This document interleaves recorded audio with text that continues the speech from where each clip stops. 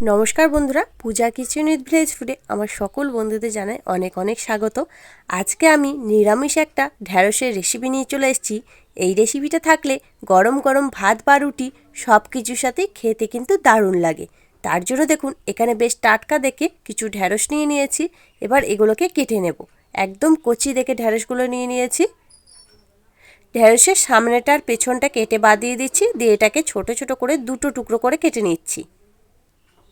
দেখুন ঠিক এইভাবে কেটে নিতে হবে। বন্ধুরা, যারা একদমই ঢেঁড়স পছন্দ করে না, আজকে যেভাবে রেসিপিটা তৈরি করব এইভাবে একবার বানিয়ে দেখবেন।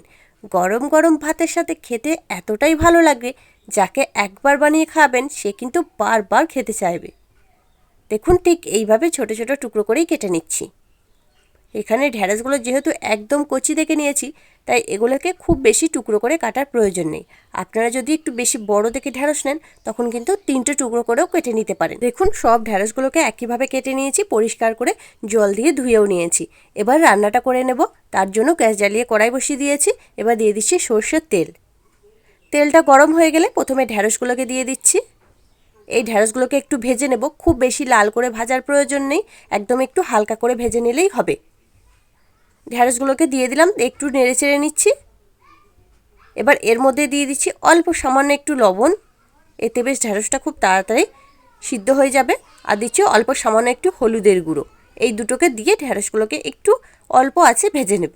তাহলে কিন্তু ভেতর পর্যন্ত বেশ লবণটা ঢুকবে, খেতেও ভালো লাগবে, আর তাড়াতাড়ি কিন্তু নরমও হয়ে যাবে। ওইদিকে ঢ্যাঁড়সটা ভাজা হতে হতে একটা মশলা তৈরি করে নেব। একটা বাটির মধ্যে নিয়ে নিলাম 1 চামচ মতো কালো সর্ষে আর 1 চামচ মতো পোস্ত। ওর সাথে ঝালের জন্য দিয়ে দিচ্ছি 3টে কাঁচা লঙ্কা। এগুলোকে একসাথে মিহি করে পেস্ট করে নেব। আর এদিকে দেখুন আমার ঢ্যাঁড়সগুলো কিন্তু ভাজা হয়ে গেছে, দেখেই বুঝতে পারছেন খুব বেশি কিন্তু আমি ভাজিনি। এবার এগুলোকে তুলে নিচ্ছি। ওই কড়াইয়ে দিয়ে দিচ্ছি আবার সর্ষের তেল। তেলটা গরম হয়ে গেলে ফোড়নের জন্য দিয়ে দিচ্ছি 1/2 চামচ মতো কালো জিরে আর একটা শুকনো লঙ্কা। এখানে কিন্তু 5 ফোড়ন বা গোটা জিরে এটাও দেওয়া যেতে পারে। ফোড়নটাকে একটু ভালো করে ভেজে নিচ্ছি। দিয়ে দেখুন 2 থেকে 3টে টমেটো একটু ছোট ছোট টুকরো করে কেটে নিয়েছি, দিয়ে দিচ্ছি। টমেটোটা একটু বেশি করে দিলাম, কারণ একটু বেশি করে টমেটো দিলে এটা খেতে ভালো লাগবে। এবার এই টমেটোটা নরম হয়ে আসা পর্যন্ত রান্না করে নেব। দেখুন টমেটোটা কিন্তু একটু নরম হয়ে এসেছে। এবার গুঁড়ো মশলা অ্যাড করব, তাই অল্প সামান্য একটু জল দিয়ে দিলাম। এবার দিয়ে দিচ্ছি 1/2 চামচের থেকে একটু কম হলুদের গুঁড়ো আর 1/2 চামচের থেকে একটু কম জিরে গুঁড়ো। কালারের জন্য দিয়ে দিচ্ছি কাশ্মীরি লঙ্কার গুঁড়ো। এখানে আমি লঙ্কা গুঁড়ো ব্যবহার করব না, আপনারা চাইলে দিতে পারেন। যেহেতু কাঁচা লঙ্কা বেটে দিয়েছি, তা ওতেই কিন্তু বেশ ঝাল হয়ে যাবে।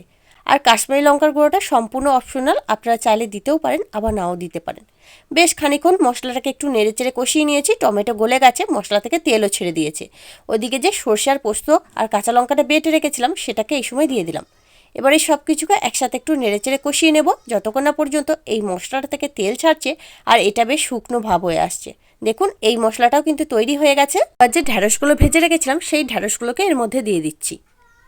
দিয়ে ঢ্যাঁড়সগুলোকেও মশলার সাথে একটু নেড়েচেড়ে কষিয়ে নেব। এখন কিন্তু একটু জল দেওয়া যাবে না, এইভাবে শুকনো অবস্থায় ভালো করে এটাকে নেড়েচেড়ে মিশিয়ে নিতে হবে। গ্যাসের ফ্লেমটা কিন্তু একদম লোতে রেখে। দিয়ে দিচ্ছি স্বাদ মতো লবণ, কারণ ঢ্যাঁড়স ভাজার সময় লবণ দেওয়া ছিল, তাই লবণটা কিন্তু অল্প করেই দিতে হবে। আবারও একসাথে একটু নেড়েচেড়ে কষিয়ে নেব। বেশ খানিক্ষণ দেখুন একটু নেড়েচেড়ে কষিয়ে নিয়েছি। এবার দিয়ে দিচ্ছি প্রয়োজন অনুযায়ী জল। খুব বেশি জল দেব না, কারণ এই রেসিপিটা আমি একদম শুকনো ভাব তৈরি করব। আপনারা যদি একটু গ্রেভি ধরনের করতে চান, তাহলে আরেকটু জল দিয়ে দিতে পারেন। একদম অল্প একটু জল দিয়ে দিয়েছি। দিয়ে জলটা দিয়ে একটু নাড়াচাড়া করে এটাকে চাপা দিয়ে সিদ্ধ হতে দেব প্রায় 3 থেকে 4 মিনিট, একদম লো ফ্লেমে। তাহলেই কিন্তু এটা তৈরি হয়ে যাবে। আর এটা সিদ্ধ হতে হতে এদিকে আমি গ্যাসের মধ্যে একটা তড়কা প্যান বসিয়ে দিয়েছি। এর মধ্যে দিয়ে দিচ্ছি 1 চামচ মতো কালো জিরে। এই কালো জিরেটাকে গ্যাসের ফ্লেমটা লোতে রেখে একটু নেড়েচেড়ে ভেজে নেব। খুব বেশি ভাজা যাবে না, তখন আবার তিতো হয়ে যাবে। একদম হালকা করে একটু নেড়েচেড়ে নিতে হবে। দেখুন এটা ভাজা হয়ে গেছে, ঠান্ডা হলে গুঁড়ো করে নেব। আর এদিকে ঢ্যাঁড়সটা একদম লো ফ্লেমে হতে দিয়েছিলাম। খুব সুন্দরভাবে কিন্তু এটা ভাজা ভাজা হয়ে গেছে, দেখেই বুঝতে পারছেন। আর ঢ্যাঁড়সটা কিন্তু সিদ্ধ হয়ে গেছে ভালোভাবে। এদিকে যে কালো জিরেটা ভেজে রেখেছিলাম, সেটাকে একদম আধ ভাঙা করে গুঁড়ো করে নিয়েছি, এর ওপর থেকে দিয়ে দিচ্ছি। বন্ধুরা এইটা দিয়ে দেখবেন এই ঢ্যাঁড়সের রেসিপিটা একদম দুর্দান্ত লাগবে খেতে। গরম গরম ভাতের সাথে খেতে খুবই ভালো লাগবে। অবশ্যই একবার বানিয়ে দেখতে পারেন। এই কালো জিরেটা দিয়ে এই ঢ্যাঁড়সটাকে একটু নাড়াচাড়া করে নেব। খুব বেশি আর রান্না করার প্রয়োজন নেই, একদম 1 থেকে 1.5 মিনিট এটাকে নাড়াচাড়া করে আমি এটাকে নামিয়ে নেব। আর ওপর থেকে আপনারা চাইলে একটু ধনেপাতাও দিতে পারেন, তাতেও কিন্তু বেশ ভালো লাগবে খেতে। দেখুন কত সুন্দরভাবে তৈরি হয়ে গেছে।